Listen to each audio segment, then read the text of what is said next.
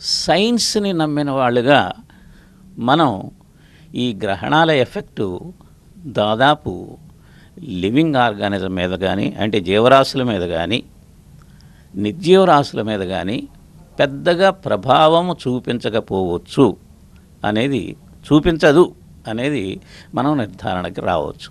అనేక విషయాల్లో మనిషి ఊహలు తప్పైనవి అని మనకు రుజువు అవుతుంది. కొన్ని మూఢనమ్మకాల వరకు కూడా వెళ్ళిపోయి మనుషుల్ని ఇప్పటికి కూడా అవి ప్రభావితం చేస్తున్నాయి.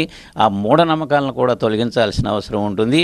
అందులోవే ఈ గ్రహణాల వలన నష్టం వస్తుందని చెప్పే విధానాన్ని మనం అవసరమైతే ఖండించాల్సిన అవసరం కూడా ఉంది. నిజానికి మనం ప్రకృతిలో జరిగేటటువంటి సహజమైన వాటిని, ఎలాంటి ప్రభావం లేని వాటిని భయపడుతున్నాం, కానీ మనిషి ఈ భూగ్రహాన్ని ఇష్టం వచ్చినట్లు మనం విపరీతంగా దాన్ని దుర్వినియోగం చేయటం వలన భూమిలో ఒక రకమైనటువంటి సమతాస్థితి, ఈక్విలిబ్రియం దెబ్బతిన్నట్లయితే దానివలన వచ్చే అనేక నష్టాలు మనం చూడవచ్చు. కానీ ఇది సైక్లోన్లు, ఎర్త్క్వేక్లు ఇలాంటివి రావచ్చు, కానీ కేవలం గ్రహణాల వలన ఎలాంటి ప్రభావం ఉండదు. ఎవరు కూడా గర్భిణీ స్త్రీలు బయటకు రావచ్చు, చంద్రగ్రహణం టైంలో మంచిగా భోజనం చేయొచ్చు, ఎలాంటి ఇబ్బందులు కూడా ఉండవు. కాబట్టి ఎవ్వరు కూడా దీని గురించి భయపడాల్సిన అవసరం లేదు.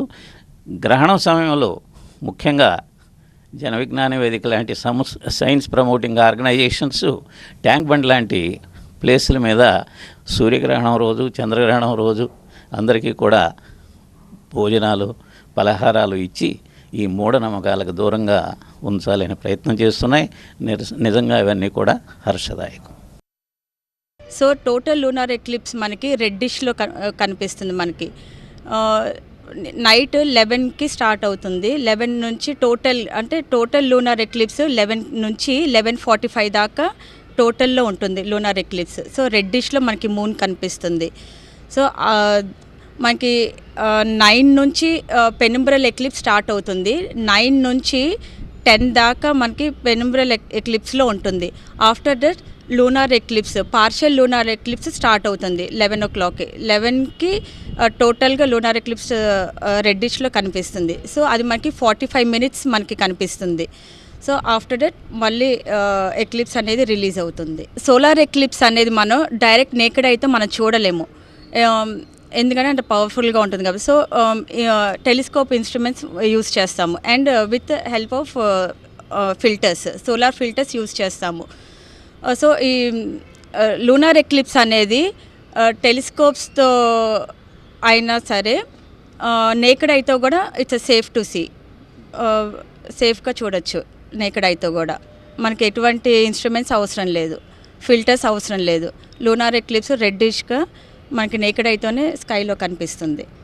చాలా మిత్స్ ఉన్నాయి, అంటే చూడకూడదు, బయటికి రాకూడదు, ఇవన్నీ చాలా అంటూ ఉంటారు. కానీ ఇది మనకి చాలా రేర్ ఈవెంట్. స్కైలో సెలిస్ట్రియల్ ఈవెంట్ అనేది చాలా రేర్గా వస్తుంది.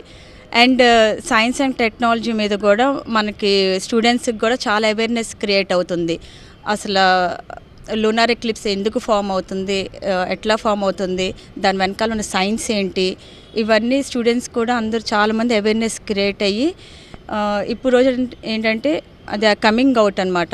సైన్స్ తెలుసుకొని, దాని వెనకాల ఉన్న సైన్స్ తెలుసుకొని బయటకు వచ్చి అందరు చూస్తున్నారు లూనార్ ఎక్లిప్స్ కానీ, సోలార్ ఎక్లిప్స్ కానీ ఇవన్నీ. చంద్రగ్రహణానికి ప్రాముఖ్యత ఏంటంటే సుదీర్ఘకాలంగా గ్రహణం అనేటటువంటిది ఏర్పడే అవకాశం ఉంది. దానివల్ల అంబ్రా, పెనంబ్రా అనేటటువంటిది గ్రహణాలు ఏర్పడ్డప్పుడు దాని చుట్టూ చంద్రుడు కానీ, సూర్యుని కానీ చుట్టూ ఏర్పడేటటువంటి ఛాయాభేదాల వల్ల ఏర్పడేటటువంటి అంశాల్లో మనకు పెనంబ్రా కాలం అనేది ఎక్కువగా ఉండడం వల్ల చంద్రుడు మనకు స్పష్టంగా ఎరుపు రంగులో కనబడతాడు. దాన్ని బ్లడ్ మూన్ అని పేర్కొంటూ ఉంటారు. 9:56 స్పష్టంగా చంద్రగ్రహణం ప్రారంభమై మధ్యరాత్రి 1:26 వరకు ముగిసిపోయేటటువంటి అవకాశం ఉంది. ఈ చంద్రగ్రహణం వచ్చి మనకు ఆసియా ఖండం మొత్తం మరియు ఆస్ట్రేలియా, యూరప్తో పాటుగా పాక్షికంగా తూర్పు ఆఫ్రికా దేశాల్లో ఈ సంపూర్ణ చంద్రగ్రహణాన్ని వీక్షించవచ్చు. ఈ చంద్రగ్రహణం అనేటటువంటిది సూర్యగ్రహణంతో మనం పోల్చుకున్నట్టయితే ఎటువంటి అతినీలోహిత కిరణాలు ఏర్పడేటటువంటి అవకాశం లేదు కాబట్టి, అలాగే పౌర్ణమి రోజు రాత్రిపూట ఏర్పడుతుంది. రాత్రిపూట ఏర్పడుతుంది కాబట్టి మనం స్పష్టంగా ఎటువంటి ఉపకరణాలు లేకుండా మనం ఈ చంద్రగ్రహణాన్ని చూడొచ్చు. ఆకాశం పొడిగా ఉన్నట్టయితే చక్కగా చూసే అవకాశం ఉంటుంది. ఎటువంటి మూఢనమ్మకాలు లేకుండా ఉత్సాహంగా చూడాలనుకునే వాళ్ళు ఈ సంపూర్ణ చంద్రగ్రహణాన్ని చూడొచ్చు.